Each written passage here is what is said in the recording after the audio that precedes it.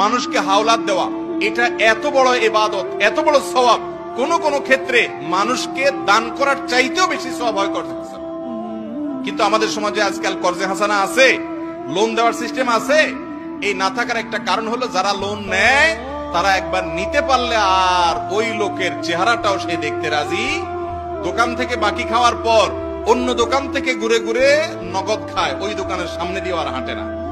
এই চরিত্রের কারণে যারা লোন দিতে আগ্রহী তারা লোন দিতে চাইলেও দিতে পারে না।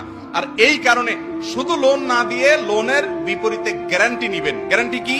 আপনি কাউকে 10,000 টাকা লোন দিচ্ছেন, তার মোবাইলটা গ্যারান্টি দেন, মোবাইলটা বন্ধ করে ডেস্কে আপনি ফেলে রাখেন, আপনার ড্রয়ারে ফেলে রাখেন, টাকা দিবা মোবাইল নিয়ে যাবা, কাহিনী শেষ।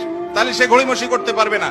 টাকা দিচ্ছে না, এলাকার ময়মুরব্বী চেয়ারম্যান মেম্বারকে ডেকে, আলেম ওলামাকে ডেকে বলবেন মোবাইলটা নিলামে উঠায় বিক্রি করেন, আমার টাকা আদায় করে দেন, কাহিনী শেষ।